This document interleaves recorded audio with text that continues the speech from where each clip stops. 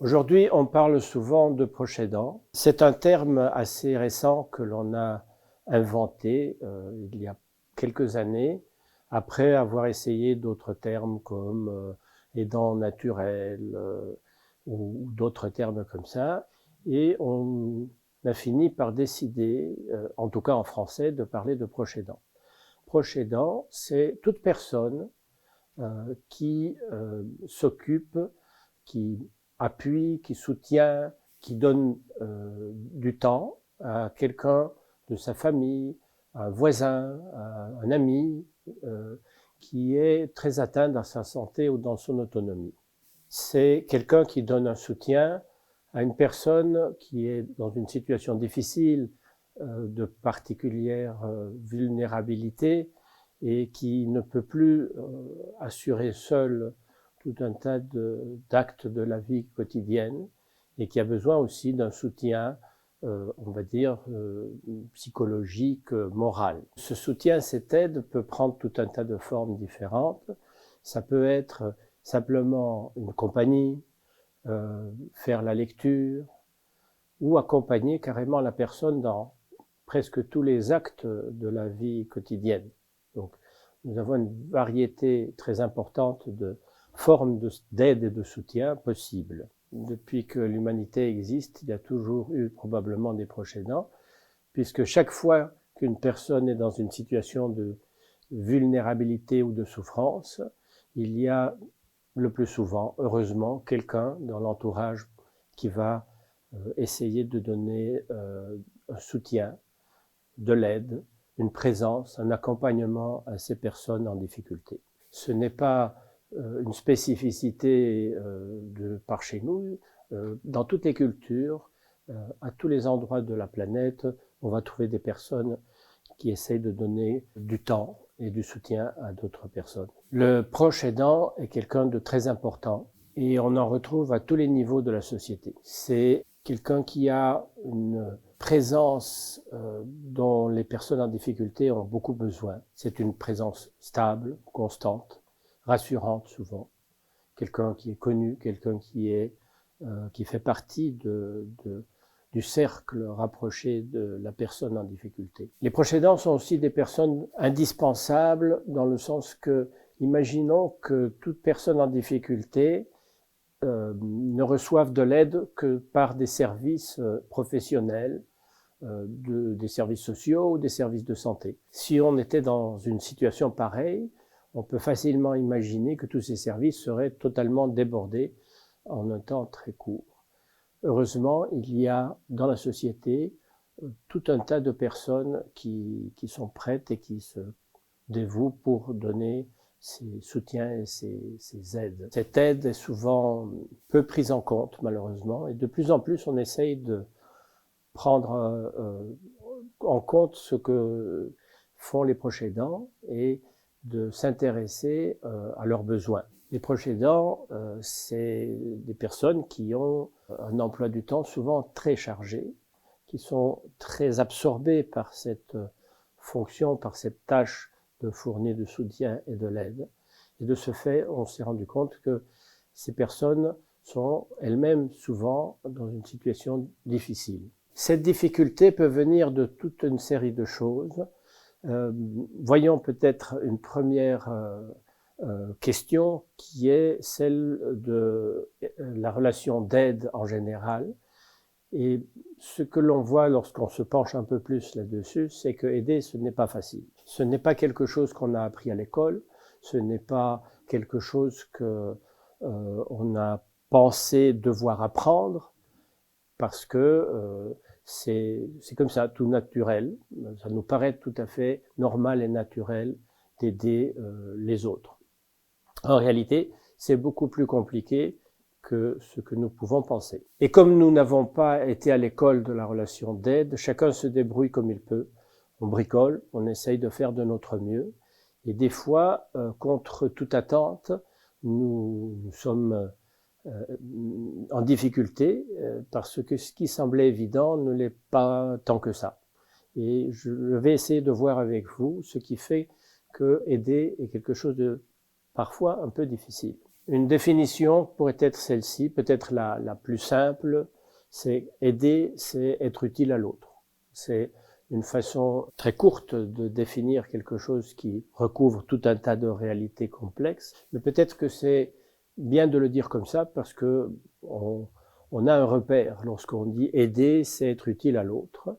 Si je veux savoir si je suis aidant, il faut que j'essaye de voir si ce que je fais pour l'autre lui est utile ou pas. Aider, c'est parfois source de stress, parce que nous avons la confrontation à la souffrance. Ce n'est pas facile, surtout quand c'est intense et au quotidien, d'être tout le temps confronté à la souffrance de l'autre. Cette confrontation à la souffrance nous amène parfois à un sentiment d'impuissance, parce qu'on voit que l'autre n'est pas bien et on ne sait pas trop que faire pour essayer de le soulager. Suivant le genre de détresse que connaît la personne, nous pouvons être dans des situations incompréhensibles, des comportements que nous n'arriverons pas à expliquer, et cela augmente notre stress et notre malaise. Aider, ce n'est pas facile, et si vous voulez prendre la mesure de cette difficulté, vous pouvez faire appel à votre propre expérience de vie et vous rendre compte que lorsque vous-même vous avez besoin d'aide, ce n'est pas facile déjà de reconnaître ce besoin d'aide, parce que reconnaître que j'ai besoin d'aide, c'est reconnaître que je suis vulnérable, que je n'arrive pas tout seul à m'en sortir et que j'ai besoin de quelqu'un. Cette reconnaissance, c'est déjà une première difficulté. Une deuxième difficulté, une fois que j'ai reconnu cela, c'est de trouver quelqu'un en qui je puisse avoir suffisamment de confiance pour accepter que cette personne me donne l'aide dont j'ai besoin. Et une troisième difficulté, parce que ça ne s'arrête pas là, la troisième difficulté, c'est que souvent, lorsque j'ai trouvé cette personne, et encore faut-il que j'accepte de prendre le risque que cette personne m'aide. Donc, accepter de recevoir de l'aide, c'est une troisième difficulté. Ça peut être une prise de risque parce que lorsque j'ai besoin d'aide, je suis fragile, ce que je disais tout à l'heure, et si je suis fragile, celui qui m'aide ou celle qui m'aide peut peut-être me blesser. Et comment je vais savoir que cette personne qui est censée m'aider ne va pas me faire du tort?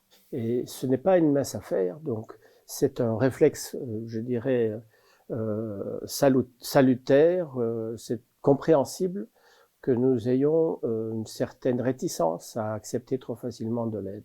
Quand je reçois de l'aide de quelqu'un, j'ouvre la porte de mon intimité en quelque sorte à cette personne. Et finalement, on pourrait dire que aider quelqu'un, c'est se mêler des affaires de cette personne.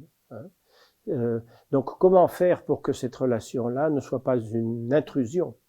Pour éviter que cette relation d'aide devienne une intrusion, il faut qu'il y ait une invitation, il faut que la personne aidée soit d'accord que nous l'aidions. Et souvent, nous sommes parfois pris d'un élan de générosité et nous prenons pas soin de nous assurer que la personne qui reçoit l'aide est d'accord de recevoir cette aide. À quoi je peux voir que ce que je fais est utile à l'autre? Il y a quelques indicateurs, certaines choses que l'on peut observer qui me feront dire que ce que je fais est utile à l'autre. Est-ce que je peux voir chez l'autre, chez la personne accompagnée, un certain soulagement par rapport à ce qui l'accable?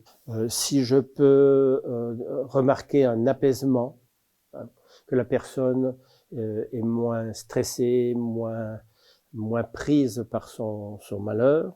Et aussi, une chose qui me montre que je suis utile à l'autre, c'est le fait que la personne accepte, comme je disais tout à l'heure, mon accompagnement.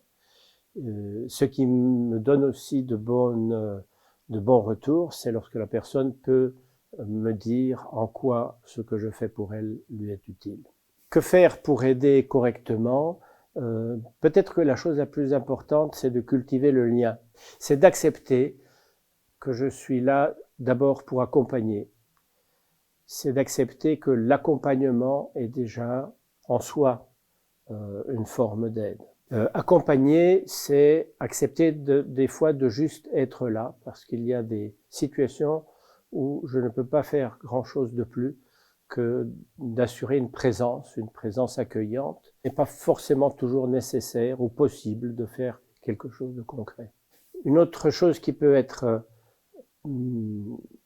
faciliter cette relation d'aide, qui n'est pas toujours facile, c'est d'accepter l'idée que chacun fait de son mieux dans une situation et que parfois, même si ce qui se passe ne nous satisfait pas et que nous aurions besoin de voir plus de progrès ou une amélioration plus importante, accepter le fait que chacun dans une situation fait de son mieux peut nous aider à lâcher prise sur ce besoin de faire que les choses aillent mieux, alors que c'est pas forcément possible.